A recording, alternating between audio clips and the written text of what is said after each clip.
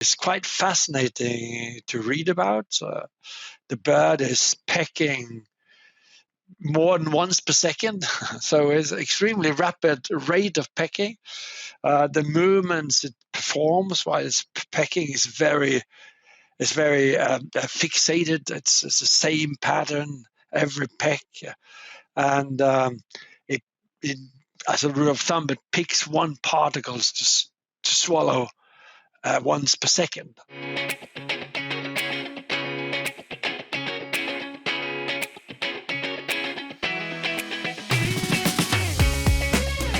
Hello and welcome to another episode of Poultry Nutrition Blackbelt.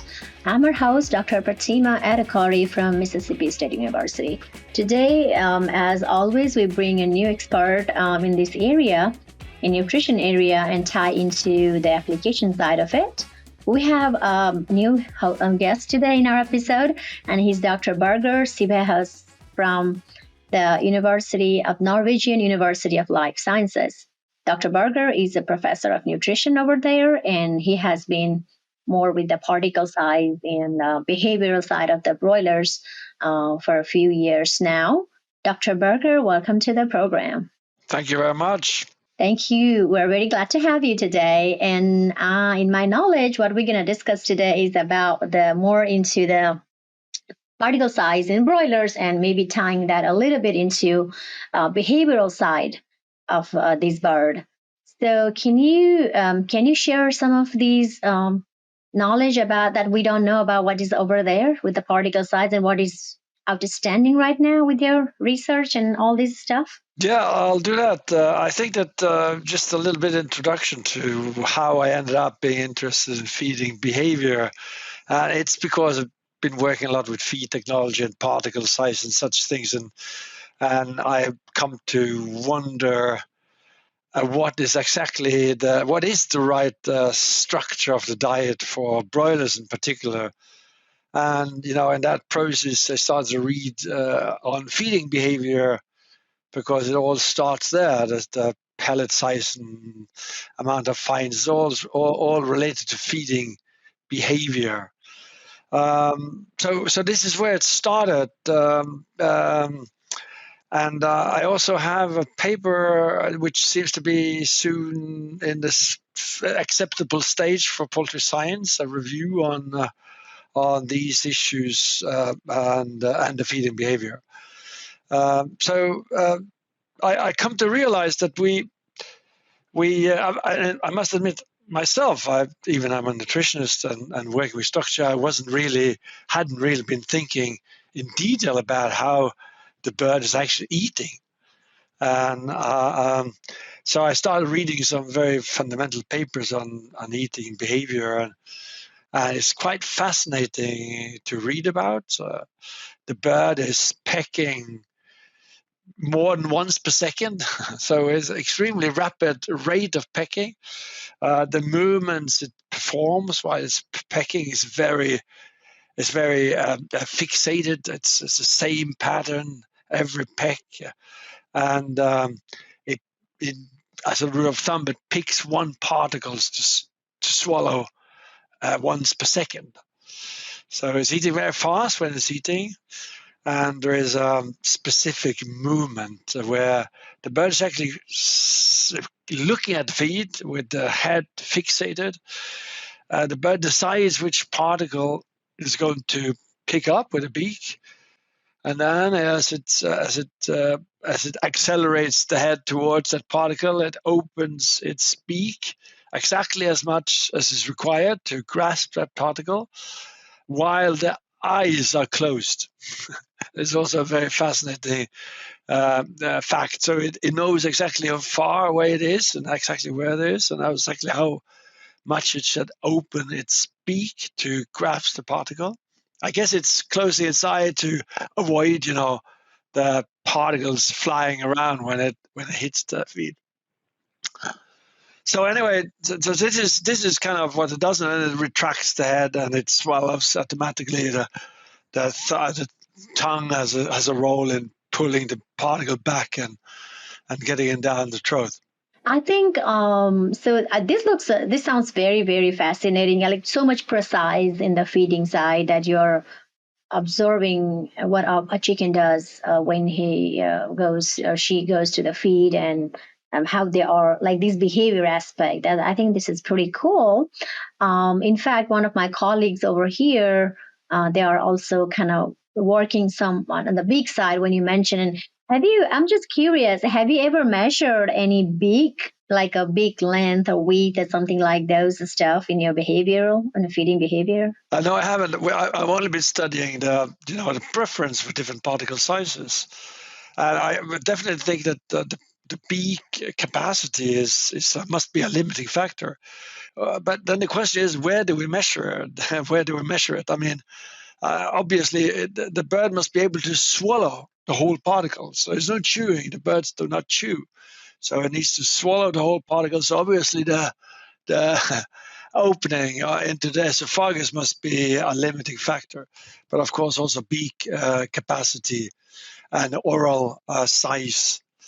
Um, but this is exactly why it is interesting. We have a specific size of the particles, and if the bird is picking one particle per second to maximize feed intake, which is a very important aim in broiler production, if they pick one particles per second, the larger that particle is, the more feed it will be able to eat per time unit. And as long as the particles are not larger than the bird can swallow, it should be large. It should be as large as possible. And this is one point where I think we have underestimated the ability of birds to eat large particles. We have underestimated how big particles they can peck at. So that's one take-home message. But the other take-home message is that my studies on particle size preference, it shows that broilers have a considerable appetite for what we would call fines in the diet, the fines that we generally believe that shouldn't be there. And when you study the birds, how they eat fines, and when they have a choice between eating a 4 millimeter pellet or fines, they actually still prefer to eat a considerable amount of fines. And the fines, they are eating the fines by kind of scooping up the feed. Scooping the feed. They fill the beak with small particles, and the small particles are, I guess, attached to the sticky tongue, and this way they swallow the feed. So there must be another principle in place when they eat fines. And this is one thing I would really want to explore further in future studies, because I don't see any literature in the scientific literature describing their feeding behavior when the feed is not in large particles, but actually in a powder, in fines or particles smaller than 1.6 millimeter, for example. Fortiva is moving beyond feed additives to create foundational ingredients that work with your poultry operation to support resilience and health. With proven technologies like FortiShell and VitaC Feedlock, Fortiva helps you address the toughest challenges in poultry production. From shell quality to feed biosecurity and more, together we can make animals more resilient in the face of future challenges. Learn how at fortivaimpact.com. Wow, that's very interesting, because then we're talking about not the pellet and not even crumble. We're talking about like more fines. So, but do you think with these different feed additives being added on those feed, and how we make a good pellet to have everything on those a little pellet or like broken crumbles going into more fine with what you said, a different mechanism, how they are eating, a different mechanism, which is a different perfect, like a different, totally different. Do you think they can get every nutrient? I mean, most of the nutrients from the feed? Do you believe so? That's where we're going to go? Yeah, well, there's a difference between mash diets and pellets. But when pellets fall apart, I would say that generally speaking, I wouldn't be worried about diet segregation or nutrient segregation. But I think the important thing for me is to explore how is really a certain extent of pellet disintegration a problem, or even is it even just not a problem, or even maybe beneficial, as it seems to be obviously considerably. Particularly when the birds are very young, like smaller than 10 days of age. They maybe we shouldn't worry as much as we tend to do when it comes to that the diet contains some fine materials. The birds like to eat fines to some extent. This is kind of a hypothesis, I would say, that I will explore in the near future in research. Interesting and very cool stuff that you just shared. And thank you so much. I have maybe a last question if we have a little bit of time here. So then, do you think overall we have a good enough understanding of these feeding behavior and particle size preference, or we need to work more? Yeah, I think we need to work more on the fundamentals to understand how the bird eats not only the large particles, but also the mash or the fines in the diet. All right. Thank you so much for your time to come and speak to us in today's episode of Poultry Nutrition Black Belt.